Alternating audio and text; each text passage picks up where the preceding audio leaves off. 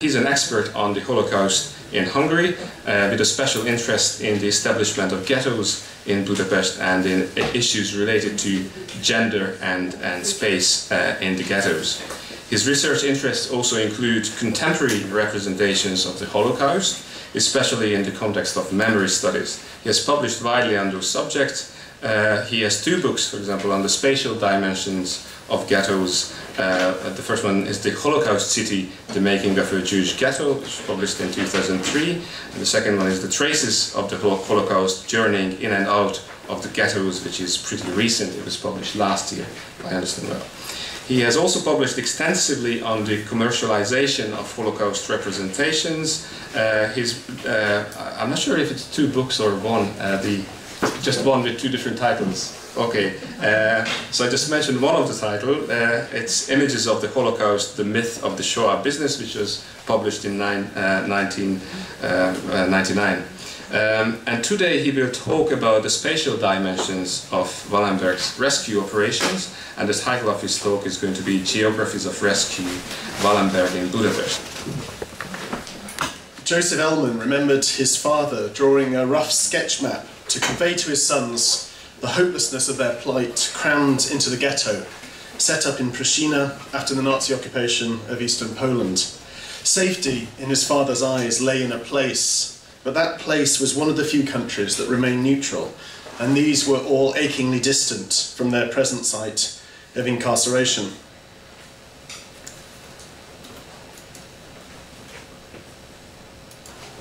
"Boys, look, here is Poland," Ellman recalled his father telling them. And then he drew, you got Czechoslovakia, he knew exactly all Europe. He said, you haven't got a single country, neutral country. You got Sweden and Switzerland. Even if you'll get out of the ghetto, he says, you've got such a long way to go, and you're going to be caught. While Ellman's family lived a long way from neutral nations, others were much closer. For Danish Jews, neutral Sweden was only a short boat ride away across the Öresund, and many thousands, as Robert was saying this morning, made their way there in 1943 on the eve of the threatened deportations. A year later, after the Nazi German occupation of Hungary in March 1944, Hungarian Jews faced the same problems of distance from neutral nations that limited the Ellman's family's options of escape. However, if Budapest Jews couldn't get to neutral countries, then neutral countries would have to come to Budapest. And in a sense, that's what happened in the winter of 1944 with the creation of the so-called international ghetto on the banks of the River Danube. I want to explore that story this morning as a way of placing Raoul Wallenberg's and also the Swedish legation's work within a broader context of Geographies of Rescue in Budapest. There are some parallels, I think, between the setting up of the international ghetto in Budapest in 1944 and the rescue of Danish Jews in 1943, and that map drawn by Joseph Ellman in a Polish ghetto in 1942. Because what all three shared was a set of assumptions about safety being place-based, and that place being defined in terms of the idea of national sovereignty. As Per Anger, a former colleague of Wallenberg's, recalled in a post-war interview, Raoul Wallenberg's initial job when he arrived in Budapest in the summer of '44 was, I quote, more or less to organise and prepare a situation in Budapest for a peaceful immigration to Sweden of Jewish people. In the summer of '44, after negotiations with the Hungarian authorities, it was agreed that the Swedish embassy in Budapest could issue up to 4,500 Swedish protected passports. But in reality, the number of protected documents was far, far greater, reaching perhaps 3 to 4 times this figure. Most were so-called Schutzpasses, giving proof that individuals were under the protection of the Swedish embassy until they were able to travel to Sweden. But in the context of war and occupation, the possibility of travel was severely limited. With Jews stuck in Budapest, this paperwork of protection evolved into protected buildings, although, as I want to suggest, this was far from a straightforward development. With the creation of the international ghetto in mid-November 1944, protected Jews may not have made it to Sweden, but they had made it to a Swedish house, with a notice on the door announcing that these premises and inhabitants possess extraterritoriality. In one survivor's memory, as she said, I think even the Swedish flag was out. During July and August 1944, it's clear that plans to protect Jews with bricks and mortar and not just paperwork were being actively discussed in Budapest by the Swedish legation. In late July, it seems that Wallenberg was using the extraterritorial status of office buildings to house a small number of leading Jews. But far more ambitious plans for separating protected Jews from unprotected Jews were also being discussed. On the 29th of July 1944, Wallenberg reported that negotiations with the Foreign Ministry had led to agreement over repatriation of Jews, and I quote, that it's prepared to secure special high-quality housing for our Jews. A week later, these plans that Jews scheduled to emigrate to Sweden would be housed separately appeared much more advanced. On the 6th of August, Wallenberg reported on his conversation with the Ministry of Interior, who, I quote, told me that he would welcome an even greater number of Jews leaving for Sweden, and confirmed that they might be allowed to stay in special houses under Swedish protection before their departure. Wallenberg informed his superiors in Stockholm, "This coming Wednesday or Thursday we'll probably be able to empty the rental property of Pozsony ut 3, Pozsony 3, which is just this big street running along the Danube here, which becomes the heart of the international ghetto, the heart of the Swedish protected house." Wallenberg says, "We'll probably be able to empty the rental property Pozsony ut 3, a Jewish house, of its present occupants, and replace them with the same number of Jews under the embassy's protection." And then he goes on to say, "The adjoining houses in the same street will eventually be transformed into Swedish collective centres, holding an average of about 100 people per house." It seems that these plans continued to develop throughout August. In the middle of the month, Wallenberg explained that the deadline for separate housing of protected Jews had been moved forward to the 26th of August, leaving him, as he complained, with the extremely difficult task of finding suitable houses and apartment houses in such a short time. It was reported that Wallenberg urgently needed about 600,000 pengu for the lodging of 2,000 people in these newly rented properties. But in the end, these plans for separate housing were abandoned, for the time being at least. As Wallenberg made clear to his superiors, he and his colleagues were operating in a situation that was very much in flux. On the 12th of September, he explained, "Since my last report, the situation has changed in a number of times without becoming substantially clearer." By late October, Wallenberg reported, "Since my last report, the situation regarding the Hungarian Jews has deteriorated considerably." Now, these came, as Robert said this morning, as a result of broader political changes within which the neutral powers and Wallenberg were operating in Budapest. It's fair to say, I think, that 1944 was a turbulent year in Hungary. Following the Nazi German occupation of its somewhat reluctant ally in March 1944, a series of anti-Jewish measures were rapidly introduced. Jews were marked with a yellow star and placed into ghettos in towns and cities with a population of over 10,000. Budapest was one of the last cities to implement this national order on the local level. On 16th of June, over 2,600 apartment buildings, as you can see, spread right the way across the city, were designated for Jews to live in. After a week of frantic petitioning, in the main part by non-Jews who lived in these properties, and a door-to-door survey, the list was reduced to just over 1,900 properties. And this is where Budapest's close to 200,000 Jews lived through the summer and autumn of 1944. But as we've heard, elsewhere in the country, ghettos were short-lived. Rapid deportations of Jews from outside of Budapest started in May 1944 and continued through to early July 1944, before being halted by Regent Horthy. Now, after the halting of deportations, there was something of a lull, in particular in the aftermath of a new and more moderate government led by General Georgos.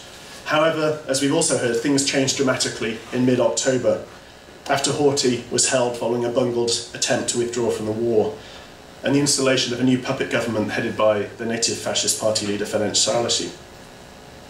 For the new puppet government, I think there was a sense of diplomatic credibility gained through negotiating with the neutral powers.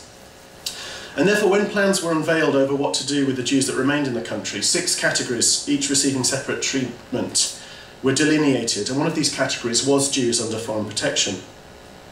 Rather than living in apartment buildings spread throughout the city, as was the case in June through November 1944, Jews remaining in Budapest were concentrated into 2 ghettos. Jews with protected paperwork moved into a loose collection of around 120 apartment buildings scattered over a number of streets in the Újlipótváros, part of the 5th district, in the middle of November. Jews without protected paperwork, the rest if you like, who remained in the capital, were to move to a fenced ghetto established in the heart of the traditional Jewish quarter in the 7th district of the city at the end of November. It's a situation that Wallenberg reported on the 12th of December. He explained, I quote, "The Jews are collected in a central ghetto, intended to house 69,000 Jews, but which will probably house more than this number, as well as in a ghetto for foreigners for 17,000, already containing 35,000, of whom 7,000 are in Swedish houses, 2,000 in houses belonging to the Red Cross, and 23,000 in Swiss houses." Now, the different numbers of Jews under the protection of the different neutral powers were housed in separate Swiss, Swedish, Spanish, Vatican, Portuguese and Red Cross buildings, according to the proportions of Jews officially permitted to receive protection from the different neutral powers. And this decision, Asher Cohen argues, was in part to counter the inflation of protected paperwork in circulation in Budapest in 1944. Because while paperwork could expand endlessly through forgery and bureaucratic renumbering, apartment buildings had limits. There were spatial limits to the so-called international ghetto that there simply were not with protected paperwork. The problem with the inflation of protected paperwork limiting its values was something that Swedish embassy officials were very well aware of. Anger recalls discussing this topic very often with Wallenberg, and he reflected that both of them had agreed you can't go too far, you can't give to 100,000 people, but that they should keep the numbers of paperwork within a reasonable number. Those receiving Schutzpasses were supposed to have at least a vague relationship with Sweden, but it's clear that in practice these relationships could be highly vague, or indeed non-existent, and that over time they became thinner and thinner. Interviewing a survivor who received a Schutzpass as part of a broader Uppsala University oral history project in the 1990s, this difference between theory and practice led to a clash between interviewer and interviewee. The interviewer asserted to the interviewee, by stipulating the necessity of proving a Swedish relationship by producing a confirmation letter from Sweden, they wanted to select people who really had such a relationship. The interviewee replied, "Well, we didn't produce anything, that's for sure." And then recalled Wallenberg's office operating like a factory production line, where a few people constantly typed the Schutzpasses and stuck the photos, stamped and signed the papers. Who knows what was signed by Danielson, Wallenberg, the secretaries or the doorman? Nobody was interested in that. The important thing was that there was an illegible signature, a stamp, and a Schutzpass was ready, you could take it. Now, given the inflation of protected paperwork, it seems that the international ghetto was, at least in part, set up by the Hungarian authorities to provide limits, physical limits, to the number of Jews receiving protection along the lines of those previously agreed. But in practice, it's clear that those spatial limits were pushed just as far as they could. One survivor recalled not being able to get into a protected house despite having the paperwork because it was so overcrowded. For those who did make it inside, they remembered houses crammed with people, where there was something like 70 people in the apartment and it was literally wall-to-wall people at night, and the line for the toilet could stretch into a 2-hour wait. Survivors recall living conditions in the so-called international ghetto as markedly more overcrowded than the so-called Yellow Star houses where they'd lived during the summer and fall of 1944. This so-called international ghetto that was created in November 1944 was not the first ghetto in the city. Both conceptually and practically, it built on an earlier story of placing Jews into designated buildings in the city. The houses that were chosen for the international ghetto on the right were in the main those that had been marked as Yellow Star houses. Those just there, in that same area, in June 1944. In particular on Pozsony Street, that made up the core of the international ghetto, and it is where the main Swedish protected houses, all of the former Yellow Star houses that had been used to house Jews in June 1944 were then changed into Swedish houses in November 1944. But there was something different about these houses now. Although far from clear in both theory and practice, the buildings in the international ghetto had a notional sense of extraterritoriality to them.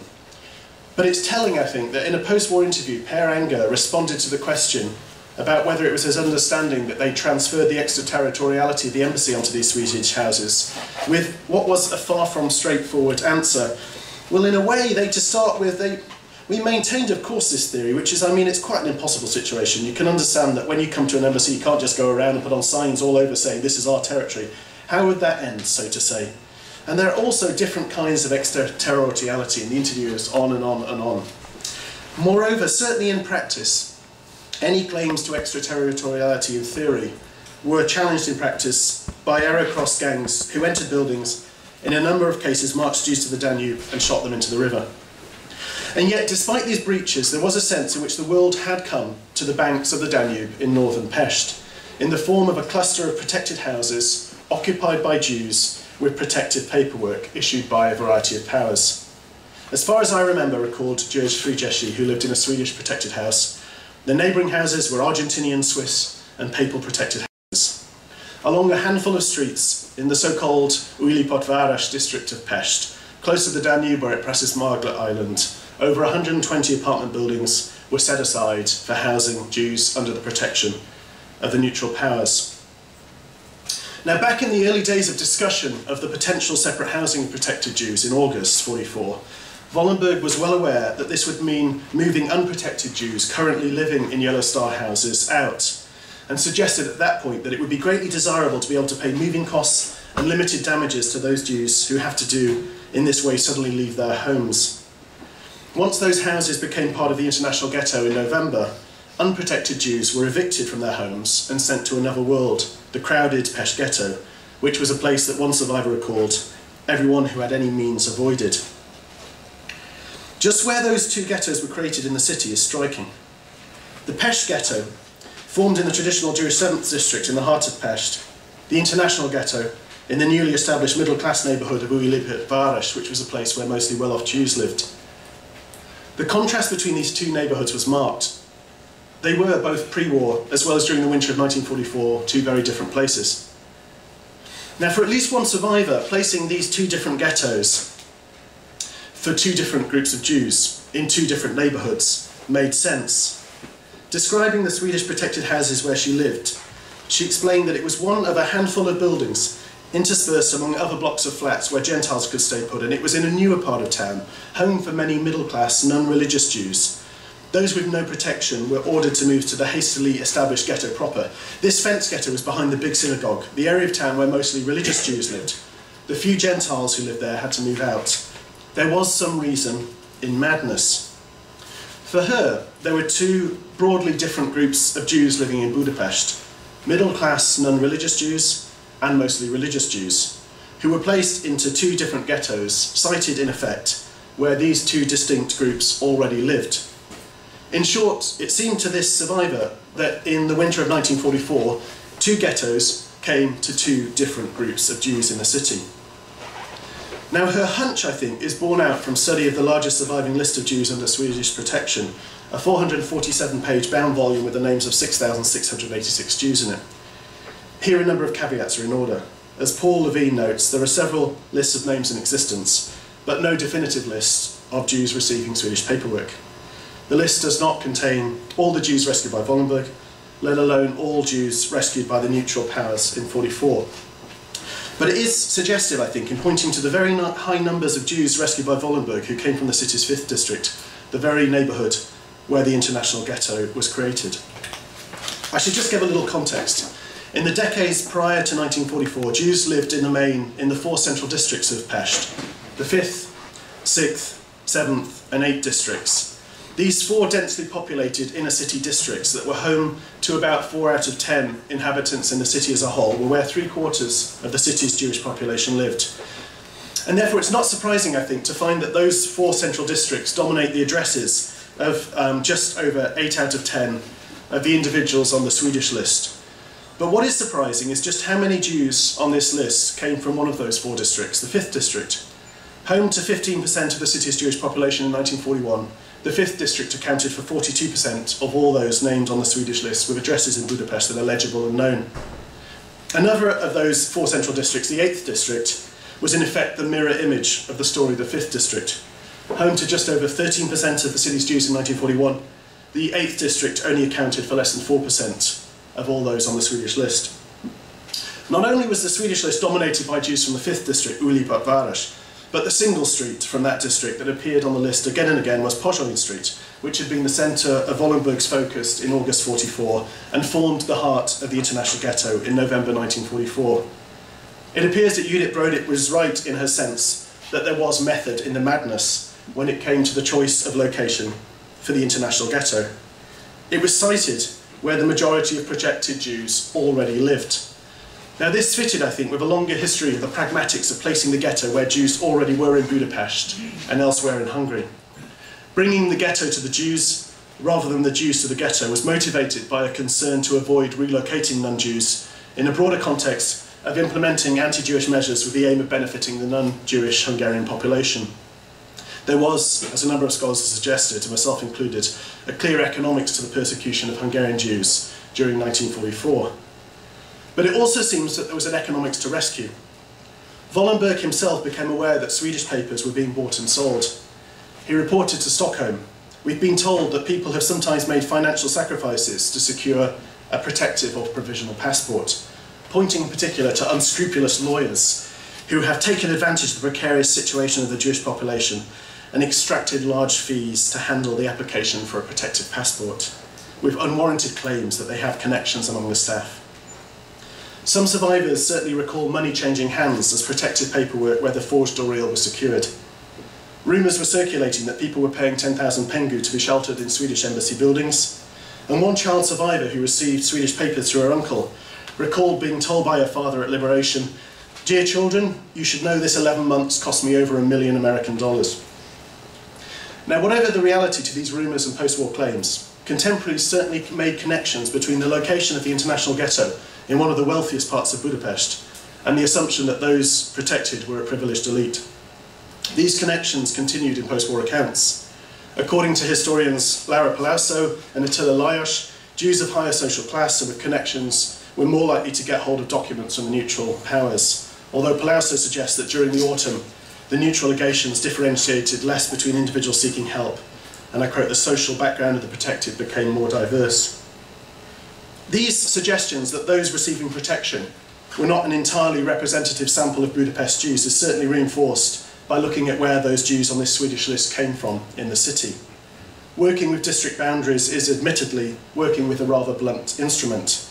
It's not simply that districts were far from wholly homogeneous.